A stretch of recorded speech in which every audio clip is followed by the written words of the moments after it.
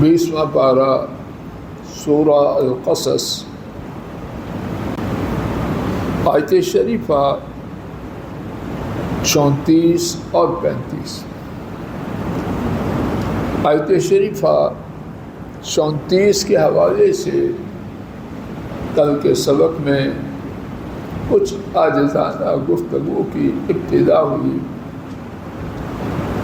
بامحاورہ ترجمہ توفیق الہی سے سنتے ہیں، پھر اس آیت کریمہ کے حوالے سے کچھ مزید بات عرض کرنے کی عاجزانہ کوشش کریں۔ اور میرے بھائی ہارون وہ مجھ سے زبان کے اعتبار سے زیادہ فصیح ہیں، سو ان کو میرے ساتھ بھیجیے معاون کے طور پر۔ بے شک میں ڈرتا ہوں کہ وہ مجھے جھوٹا کہیں گے، وہ میری تکذیب کریں گے۔ اس آیت کریمہ میں کیا کچھ ہے میرے رب کریم ہی جانتے۔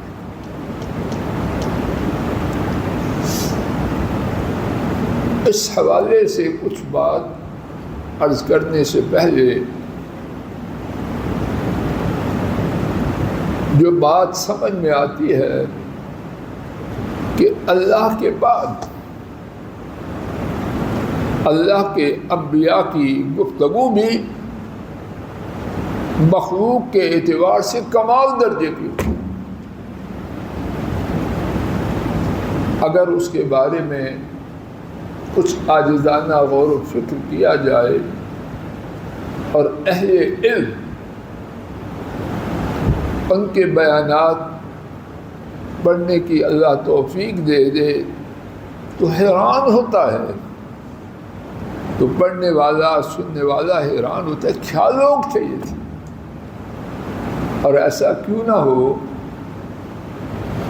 اللہ کا جو انتخاب ہے وہ ایسا نہ ہو تو کیسے ہو۔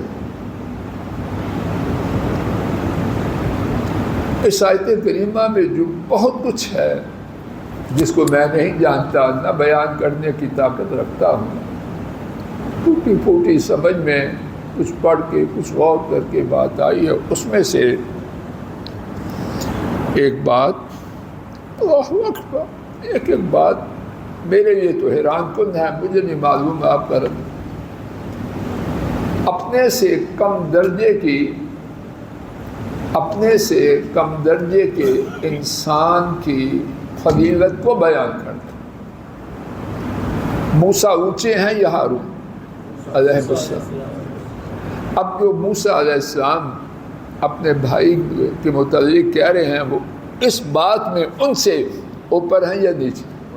اللہ اکبر، یا اللہ ہمیں بھی اس بارے میں کچھ عقل دے دے۔ ایک بڑی تعداد کسی کے بارے میں خیر کی بات بولنا سمجھتے ہیں ہمارا ماتم ہو جائے، تو آپ بڑی دھیان کریں۔ موسیٰ علیہ السلام اس وقت وہ نبی نہ تھے، غیر نبی بھائی نبی تو نہ تھے، غیر نبی بھائی کو اس خوبی میں اپنے سے اوپر سمجھتے نہیں بلکہ سمجھنے کے ساتھ بیان بھی کریں۔ ایک دوسری بات، فصیح اللسان ہونا، اظہار میں عمدگی کا ہونا، یہ خوبی ہے۔ ہاں، اس کے بعد خوبی والے کی، اللہ کی عطا کردہ خوبی والے کی خوش بختی کہ وہ اسے اچھے کام میں استعمال کرے، لیکن یہ بجائے خود اللہ کے فضل و کرم سے ایک اللہ کی نوازش، عنایت اور مہربانی۔ ایک تیسری بات، اور میرے گمان میں یہ بات کا سمجھنا بڑی جگہ، اب آپ بھی بڑی توجہ کرو، سالم میری طرف دیکھو، اس بات کا سمجھنا اور یاد رکھنا بڑی جگہ اللہ کے فضل و کرم سے اشکالات کو دور کرے گا۔ اصطلاحی زبان میں جزوی طور پر کسی ایک معاملے میں یا چند معاملات میں کسی کا کسی سے آگے ہونا یہ دلیل نہیں کہ وہ مکمل طور پر اس سے آگے ہے۔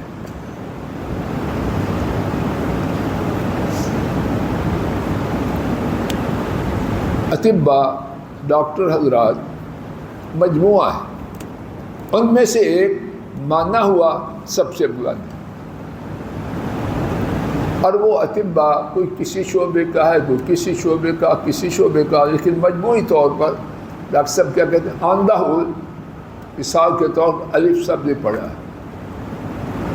اب باقی جو ہیں بے جیم دال 6 ڈاکٹر ہیں، ان کا اپنا اپنا فیلڈ ہے۔ کیا یہ سب سے بڑا جس کو مانا جاتا ہے ہر شعبہ میں ان میں سے ہر ایک سے بڑا ہے؟ اس کو کہتے ہیں الفضل الجزئی لا يدل على الفضل الکلی۔ کسی ایک جزوی بات میں کسی کا زیادہ بلند ہونا یہ اس بات کی دلیل نہیں بنتا کہ وہ مجموعی طور پر بھی زیادہ اعلیٰ ہے۔ موسیٰ علیہ السلام بلا شک و شبہ 5 ان رسولوں میں سے ہیں جو سب سے زیادہ بلند ہیں۔ ہارون کا تو ان میں کوئی نام نہیں علیہ السلام، لیکن اس بات میں ہارون اپنے بھائی سے آگے۔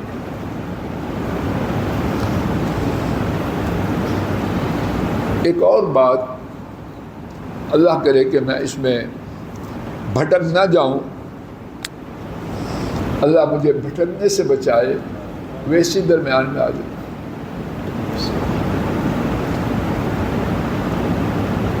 انسان کی طبیعت میں ہے کہ وہ سب سے پہلے کس کا سوچتا ہے؟ اپنے کنبے کا سوچتا ہے۔ اس پر عام طور پر لوگ خفا ہوتے ہیں۔ پوری توجہ کریں اور مجھے اللہ پاک اپنے فضل و کرم سے بھٹکنے سے بچائے۔ موضوع حساس ہے، لیکن جو بات سمجھ آتی ہے وہ عرض کرتا ہوں، غلط ہو چھوڑ جائیے۔ آدمی کو اللہ نے جو خیر دی ہو، اب آپ جی توجہ کرو ابراہیم، جو خیر دی ہو وہ چاہتا ہے پھیلے، لیکن سب سے پہلے وہ خیر کس کو دینا چاہتا ہے؟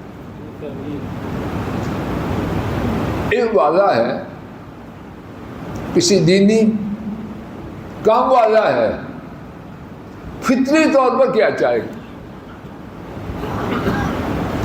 جو معلوم ہوتی ہے جو بات معلوم ہو رہی ہے، موسیٰ علیہ السلام نے کوئی مصری، کوئی فلاں اس کو مانگا یا کس کو مانگا؟ اللہ پاک مجھے غلطی سے بچائے۔ سیدنا ابراہیم علیہ السلام، ان کو اللہ نے امام بنایا، پہلے پارہ میں قال انی جاعلک للناس اماما۔ اب انہوں نے اتنا منصب ملنے کے بعد کس کو اپنے بعد اس منصب کے لیے چاہا؟ قال ومن ذریتی، عرض کیا اور میری نسل سے۔ سب بات والے سیدنا زکریا علیہ السلام، انہوں نے دین کی خدمت کے لیے یارثنی و یارث من آل یعقوب، وہ میرا وارث ہو، آل یعقوب کا وارث۔ کس یہاں وراثت کیا ہے؟ مال کی وراثت ہے۔ ایک بچہ آل یعقوب کا وارث تو نہیں ہو سکتا، تو یہاں جو وراثت ہے وراثت دینی ہے، دعوت کی ہے، علم کی ہے۔ تو کس کی کہاں سے مانگا؟ رب ہب لی من لدنک ولیہ، مجھے ولی دیجیے۔ کون ہو؟ میرا بیٹا دے تاکہ وہ میرا. تو یہ جو بات سمجھ میں آتی ہے غلطی ہے تو اللہ معاف کر دے، یہ بات انسان کی فطرت، لیکن اس فطرتی تقاضے پہ چلتا ہوا شرعی حدود کو پامال نہ کرے، یہ ضروری. اور یہ غلطی بھی موجود ہے. پہلی بات کے بارے میں بہت سے لوگوں کا خفا ہونا وہ بھی موجود ہے، اور دوسری بات کے بارے میں جو اپنے اقارب کے لیے، اپنی نسلوں کے لیے، اپنے دین کے کاموں میں جانشین چاہتے ہیں، وہ وہاں بھی غلطی ہے کہ وہ سرے سے ہی دینی تقاضوں کو فراموش، ان کو پیش نظر رکھنا. اور یہ توازن میرے خیال میں آسان نہیں، بہت مشکل ہے، بہت مشکل ہے، اور امتحان ہے. اور اللہ تعالیٰ اس امتحان میں کسی کو ناکام نہ کرے. شدید امتحان، اللہ آسانیاں.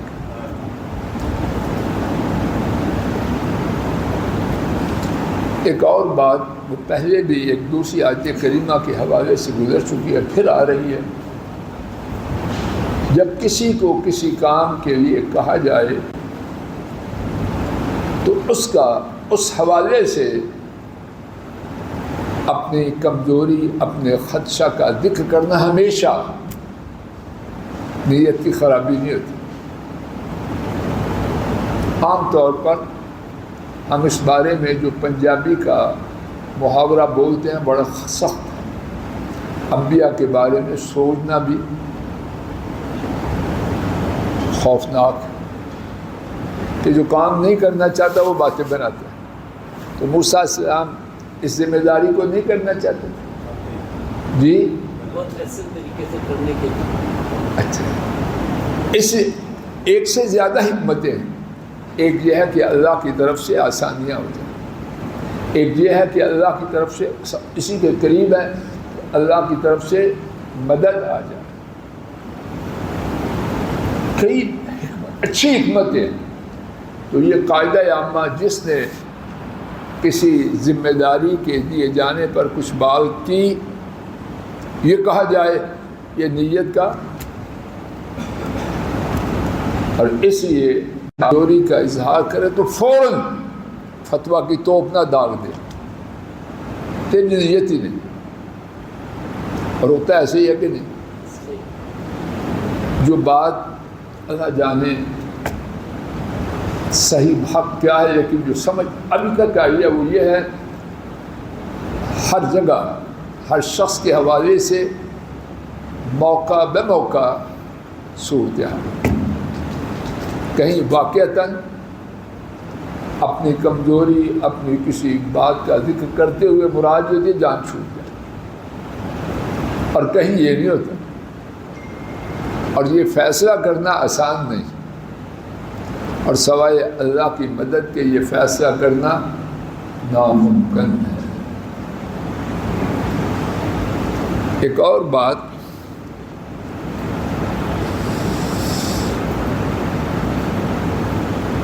اپنی کمزوری کا ذمہ داری دیے جاتے وقت ذکر کرنا، یہ عمدہ بات ہے. اور وہ راہ فرار اختیار کرنے کے لیے نہیں، تاکہ وہی بات جو پہلے ہی اسی کی بیان کا ایک دوسرا انداز.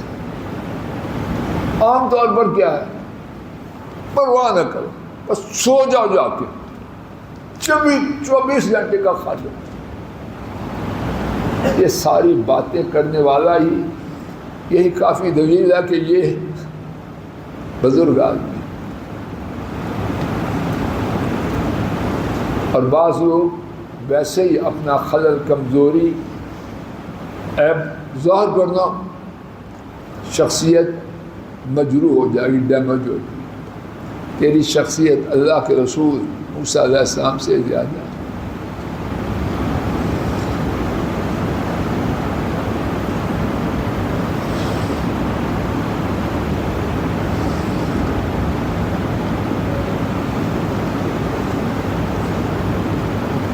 فَأَرْسِلْهُ مَعِي رِدْءًا، سو ان کو بھیجیے میرے ساتھ معاون۔ موسیٰ علیہ السلام اپنے آپ کو رسالت سے چھٹی دلوانا نہیں چاہتے۔ الفاظ پہ غور کیجئے، فَأَرْسِلْهُ پڑھیے نا، معی، آپ نے جو مجھے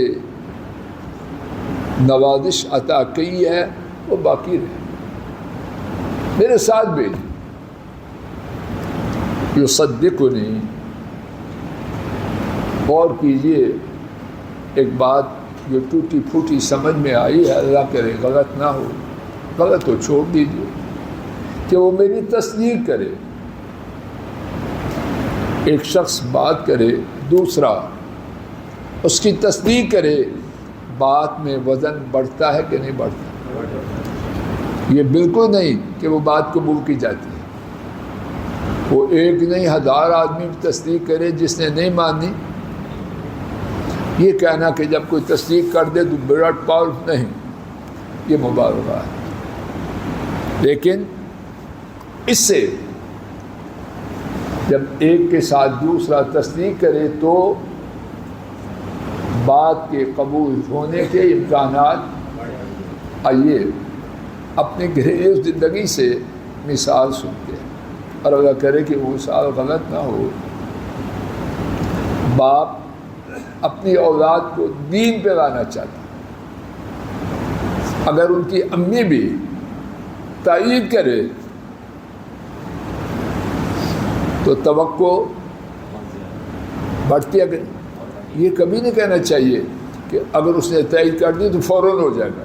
یہ ہم بات پہ ہمارے بھٹکنے کے امکانات نہیں، شواہد۔ لیکن یہ پکی بات کہ جب بیوی خاوند کے نیک مشن میں اس کے ساتھ ہو تو اولاد کی خیر کے امکانات۔ موسیٰ علیہ السلام اللہ کے رسول وہ مانگ رہے، کیوں مانگ؟ یصدقنی، کہ وہ میری جب تصدیق کرے گا ایک اور ایک بات کہاں کی کہاں پہنچ جائے۔ انی اخاف ان یکذبون، بے شک مجھے امید رکھنی چاہیے، عام قاعدہ یہی ہے۔ لیکن اس کا مطلب یہ نہیں کہ جو خطرات، جو گراؤنڈ فیکٹس ہیں ان سے آنکھیں بند کریں۔ گاڑی کی بریک ناکارہ ہو چکی ہے، اللہ کی سپورٹ، یہ حماقت ہے یا توقع؟ اللہ کے نبی کی بات، انی اخاف، یہ دور اندیشی کی بات ہے، بدگمانی کی بات نہیں ہے۔ اور دونوں میں جو فرق ہے بڑا ہی لطیف اور باریک۔ ہمارا طریقہ کیا ہے؟ جدھر ہماری خواہش ہوتی ہے ادھر پانی کا رخ موڑ دیتے ہیں، اور اسی کے بارے میں اپنے آپ کو بلند و بالا اور اونچا ثابت کرنے کے لیے سارا زور ہے۔ بات یہ ہے، وقت ہو چکا، یہیں پر بات کو روکتے ہیں۔ اللہ تعالیٰ کہنے سننے کی غلط